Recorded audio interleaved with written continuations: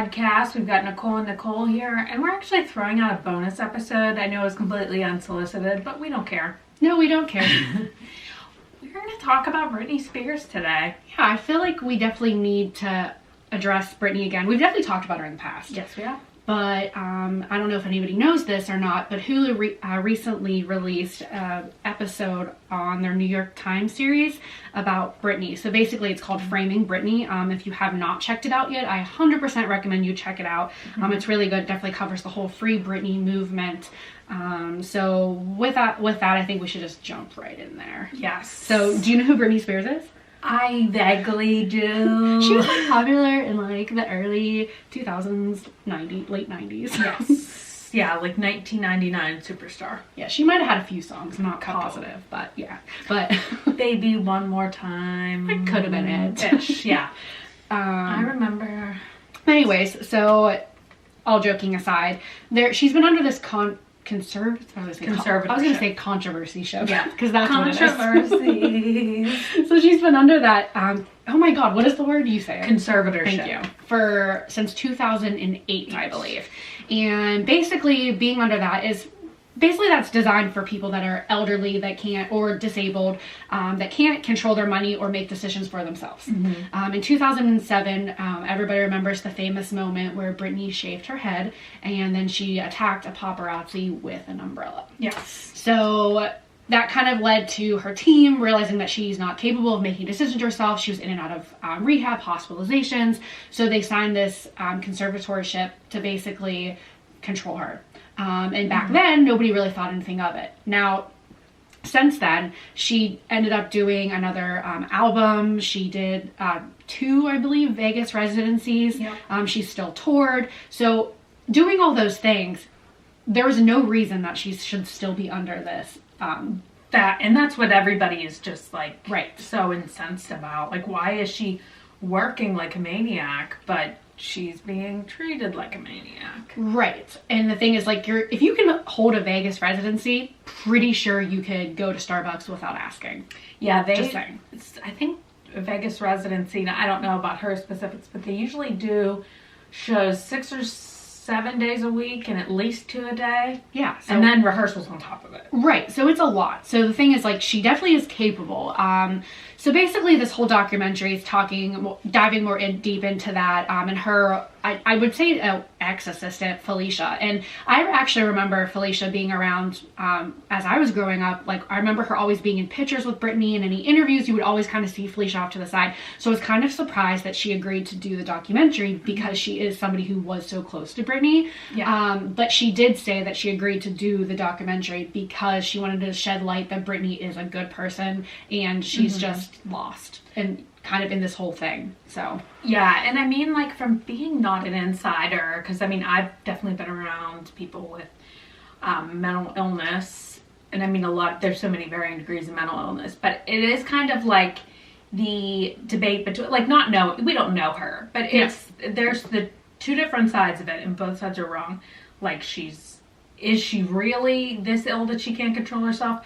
But even if she is, like, why is she working so many hours? If she's working so many hours, she should be allowed to be in control of her own. It's not that she should, like, it's 100%. Like, that is her right to be in control of her life, especially if she's working so many hours. That is the really fishy thing that every single person agrees on. Yes.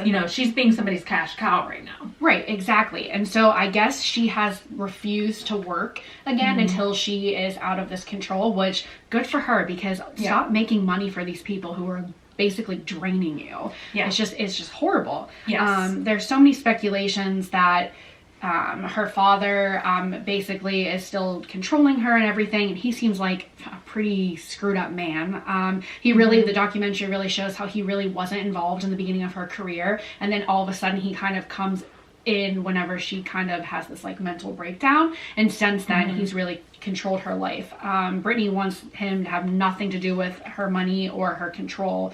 I believe that she asked a bank to take over her money, but from the last I heard, the bank and her father still have control of this money.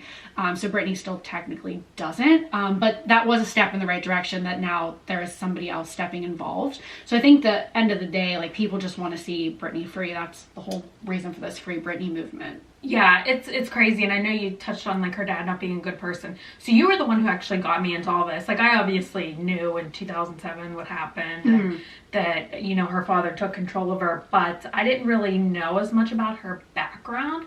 So when you had told me about this, and we were talking about it on the podcast, I did a little bit of research, just out of, you know, for the podcast and curiosity, and I found out that, like, her dad was really abusive. He was an alcoholic, all this.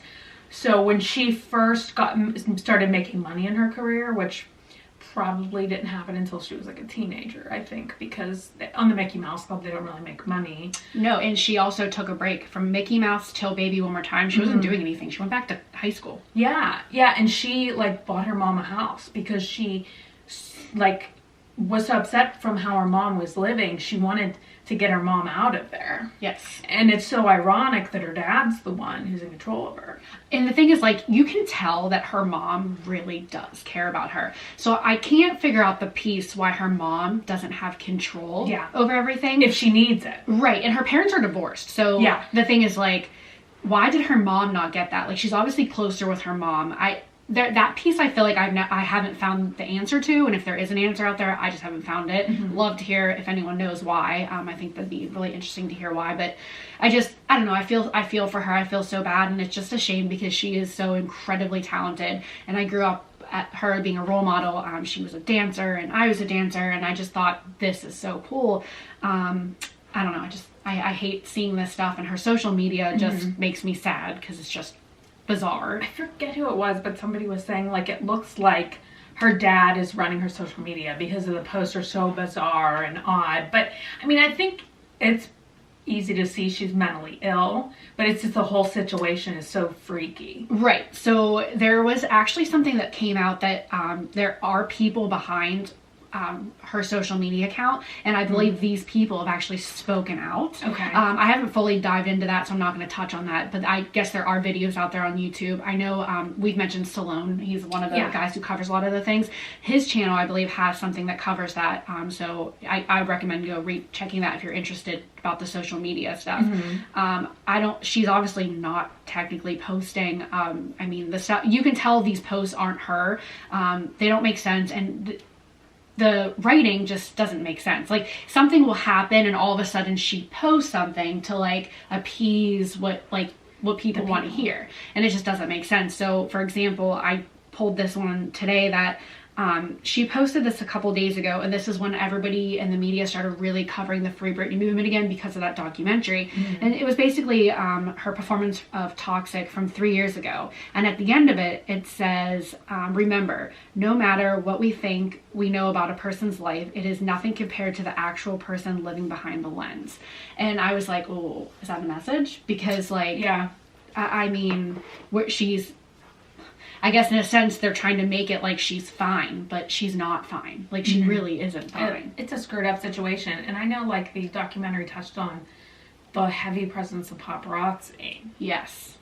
Which nowadays isn't, although I do have a little story that we may have talked about on the podcast before, but nowadays isn't as big because of social media, and people put, celebrities in particular, but everybody puts so much, not everybody, but a lot of people put so much stuff out there already that it's not as necessary. Like, they aren't, they don't really need the pictures from the paparazzi. Right. But they would like, that's how Princess Diana died. Like, they would chase these people down and do anything to get a picture. But even as recent as now, you don't even think about this anymore with social media.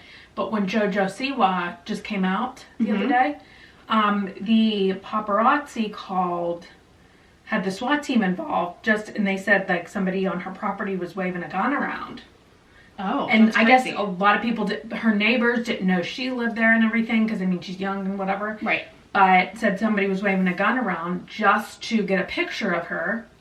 And, like, and she was live streaming this. It wasn't a secret. She's telling everybody, oh, I'm coming out, not at all. But I guess that's a common practice, and they call it swatting. Oh my gosh, that's crazy. for a picture, but they're worth a lot of money to these people. In the 90s and, you know, around 2007, that whole stretch of time, that the paparazzi was like so much more intense. Yes. And you think if they're doing that now, like, what did they do to her? Well, they do cover, so the famous picture that's out there, the umbrella picture. So the guy who actually took that picture, they actually got him for the documentary, which I thought was interesting. So he basically just talks about how he said he remembered asking her if she was okay, and she just, like, I guess kept saying leave her alone, and Britney was with her cousin, and her cousin was just kind of like leave her alone, and they were just at a gas station. Well, I guess the guy was standing in front of the car trying to take a picture, so Britney got mad, got out of the car, grabbed an umbrella, and started attacking his truck. And so then they're obviously taking pictures, and the guy said, so they're asking, did the guy, like, regret it? Does he feel bad? And he's like, you know, he's like, she never once said, leave me alone forever. She said, leave me alone now. He's like, if she would have said, leave me alone forever, I would have left. And I thought, oh, come on. Really? Like, but it was a payday for him. He got a huge payday from that. Why does somebody have to say leave me alone? That makes you think, like, when you know, people say no means no. Just no doesn't mean not right now. Like, right. Hello. Yeah, if I'm yelling at you to get out of my face and leave me alone, I don't mean, hey, could you come bother me tomorrow? Like, especially, like, and I'm not even trying to patronize her at all, but, like, the sons were all there, buddy. She just shaved her head. She's got an umbrella in her hand. What do you think? Can you not read? He's just an idiot. Like, straight up, you deserved what you got. Yeah, and it's just, it's so baffling to me. I just don't get it. But they also talk about the Justin Timberlake thing, and now the media has actually been talking about this a lot lately, about his Cry Me a River song. And granted, that song came out in, I don't even know, like 2006, 5, something like that. Yeah. And basically the speculation back then was that Britney cheated on Justin with one of their choreographers. I think it was Wade Robinson. I'm not positive, but I think that's who that was. But he was a choreographer for Britney and NSYNC. Okay. And so there was a bunch of speculation that they cheated, so they broke up, blah, blah, blah. So Justin now writes the song and he's whatever. Okay, so I agree that Justin can write a breakup song and whatever, fine, because Taylor Swift does it all the time, and she's God. So Justin can do what he wants. However, the media turned it and made Britney be this evil person, that she's like a whore and she's this and that, and then Justin's God. Like, I'm sure Justin wasn't perfect in that relationship. Yeah, relationships are two-way streets. It's just right. What it is. So I think the whole premise of this documentary was basically how the media has twisted things so bad, and there were signs that there could have been things like mental health reasons with Britney, and back then nobody saw it as that. She was just a cash cow. And I think if the situation would have happened today where, you know, Jojo Siwa goes and takes an umbrella and bangs and shaves her head, somebody would do something about it, and she'd have a rally of people around her, basically like, hey, like, there's mental health, blah, blah. Because, like, Demi Lovato, for example. Yes. She's the best example. She's gone through so many hard things, you know, her eating disorder and her drug overdoses and stuff, but her team and there's people around her that's brought her back and made her, you know, healthy, and, you know, she's thriving again. And the thing is, like, I feel like Britney didn't have that. No, she didn't. Especially if you don't have anybody close to you, because she didn't have people close to her that cared. No. You don't even have anybody that's close to you that cares. Like, you are out of luck, buddy. Yeah, and it's just a shame, because she's not even that old, and she's like, I think 38 now, maybe 39, and her kids, you know, she doesn't see her children, and, you know, it's just, I would be crazy too if I was her. I just think it's so sad. And I guess her boyfriend, Sam, whatever his name is, he's spoken out recently just about how he wants to be able to, like, just be him and his girl. But I have mixed feelings about the guy. I don't know if he, like, for real or not. I don't know him. I don't know their relationship. So I don't really feel like I should judge it, but... I mean, the weirdest thing is we don't really see her to know, like, what kind of state she's in. Because she's being treated like she's in an active state of, like, psychosis or whatever. But we don't know that.